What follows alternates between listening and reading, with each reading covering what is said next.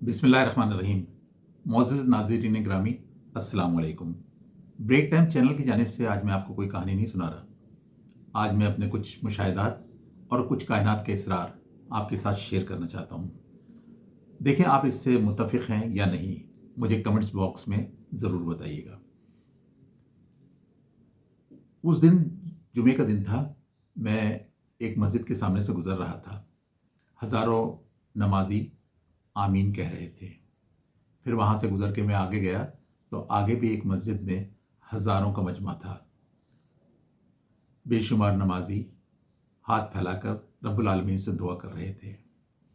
फिर मैं ऑफिस से मुल्खा मस्जिद जामे मस्जिद में गया, वहाँ पे भी हज़ारों का मजमा था।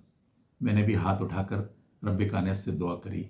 मेरे साथ साथ हज़ारों लोग थे जो हाथ उठाए हुए थे, अपनी अपनी दुआएं रब की बारगाह में पेश कर रहे थे।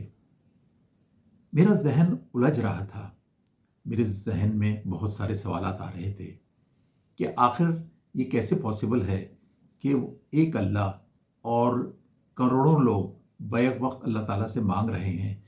क्योंकि जुमे का दिन आज पाकिस्तान में था और पाकिस्तान में करोड़ों लोग इस वक्त जुमे की नमाज अदा करके अल्लाह के हुजूर अपनी गुजारिशता पेश कर रहे होंगे। और जुमे का दिन ना सिर्फ पाकिस्तान में था बल्कि पूरी दुनिया में था। तो इसका मतलब है पूरी दुनिया से करोड़ों लोग अल्लाह ताला की बारगाह में अपनी अपनी हाजात पेश कर रहे होंगे। वो एक अल्लाह वहदहू ला शरीक और सवाली करोड़ों, एक अकेली ज़ात अल्लाह की। वो किस किस की बात सुनेगा, किस किस की हाजात पूरी करेगा, कैसे सुनेगा, ये तमाम गुत्थियाँ मेरे जहन में उलझ गई थी और मैं इन पर गौर फिक्र कर रहा था। इंसान का जहन और इल्म महदूद है, और अगर हम कुछ दहाइयों कबल चले जाएं तो उस वक्त हमारे जहन में ये बात नहीं आती थी कि एक अल्लाह रब्बुल आलमीन कैसे खरबों इंसानों का हिसाब किताब मेंटेन कर सकता है। और फिर वो सुबह से लेकर शाम तक के मामूलात, पल पल की बातें हर इंसान की कैसे नोट कर रहा है।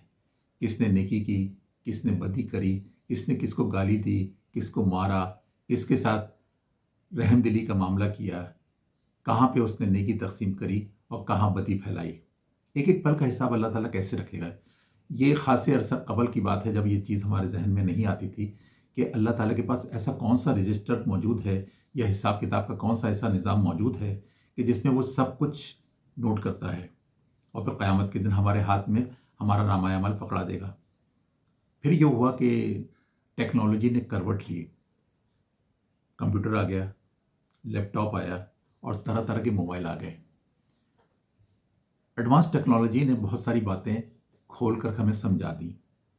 अब अगर किसी एक कंपनी के अंदर हज़ारों मुलाजमीन मौजूद हैं तो हर मुलाजिम का पहले दिन से लेकर रिटायरमेंट तक का हिसाब सिर्फ एक दो क्लिक की दूरी पर होगा और सारी चीज़ सामने आ जाएगी। ये चीज़ हमें टेक्नोलॉजी ने समझाई और फिर जहन इस बात की तरफ राग़िब हुआ और जहन ने ये तस्लीम किया कि रब्बे कायनात के पास भी कोई ना कोई ऐसा सिस्टम और कोई ना कोई ऐसा निज़ाम मौजूद होगा जहाँ पे वो खरबों इंसानों का हिसाब पल पल का नोट करता होगा और फिर क़यामत के दिन सबका नामा अमल वो उन्हें पकड़ा देगा। रब्बे कायनात कुरान शरीफ में कई जगह हुक्म देता है कि मेरी कायनात पर और मेरे निज़ाम पर गौर करो, तदब्बर करो, अपनी अक़ल इस्तेमाल करो ताकि तुम्हारे ऊपर कायनात के इसरार खुलते जाएं, तुम्हारे जहन के दरीचे रोशन हों। अगर तुम ऐसा करोगे तो फला पाओगे और तुम्हारा जहन रोशन होगा, कायनात के इसरार तुम्हारे सामने खुलकर सामने आ जाएंगे। और अगर तुम गौर व फिक्र नहीं करोगे तो तुम नुकसान अपना करोगे, खसारे में रहोगे। ये बातें तो बहुत अरसे कबल समझ में आ गई थी हमें कि उसके पास तमाम रिकॉर्ड कैसे मौजूद है, लेकिन अभी जिस गुत्थी में मैं उलझा हुआ था वो ये थी कि एक अल्लाह और सवाली करोड़ों, और बैक वक्त सब उससे मांग रहे हैं। करोड़ों लोगों के हाथ फैले हुए हैं उसके सामने। वो कैसे सबकी दुआएं सुनता है और सबकी हाजतें कैसे पूरी करता है। मेरा जहन उलझा हुआ था और मैं इस गुत्थी को सुलझाने में खास अरसे तक मसरूफ़ रहा। उस ज़माने में मैं दुबई में था और मेरे पास डू की सिम थी, जैसे पाकिस्तान में टेलीनॉर, यूफोन या जाज वगैरह की होती है। मैं पूरे एक महीने का पैकेज लेता था और पैकेज लेने के बाद वक्तन फ़ौक्तन मैं मालूम करता रहता था کہ میرے پاس انٹرنیشنل منٹس کتنے ہیں, لوکل کتنے ہیں اور ڈیٹا کتنا ہے. چند بٹن دبانے کی دیر ہوتی تھی اور فوراً وہاں سے جواب آ جاتا تھا.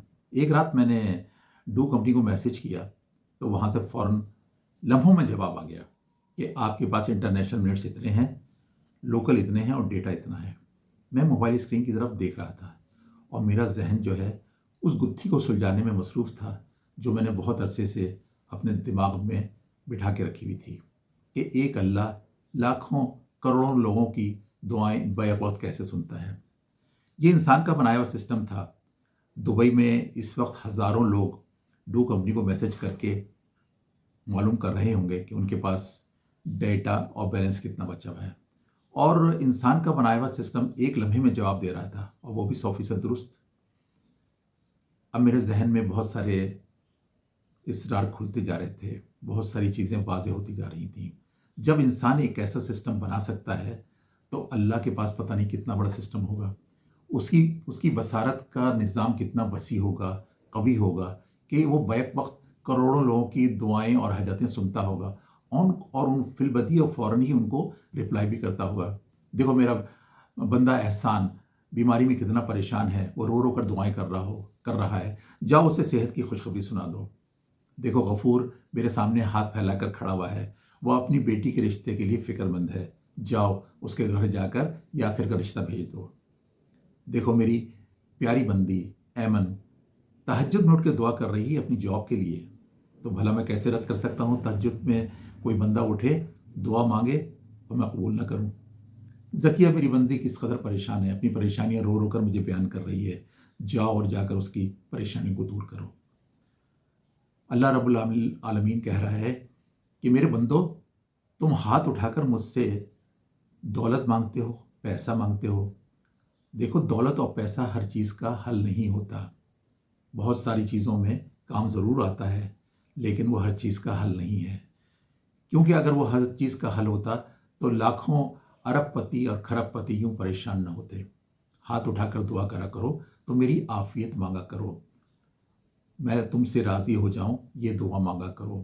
وہ اللہ رب العالمین جس نے یہ کائنات بنائی وہ قرآن شریف میں 50 جگہ کہہ رہا ہے کہ لوگوں تدبر کرو, غور و فکر کرو, اپنی عقل استعمال کرو اور کائنات کے پوشیدہ رازوں کو کھوجنے کی کوشش کرو.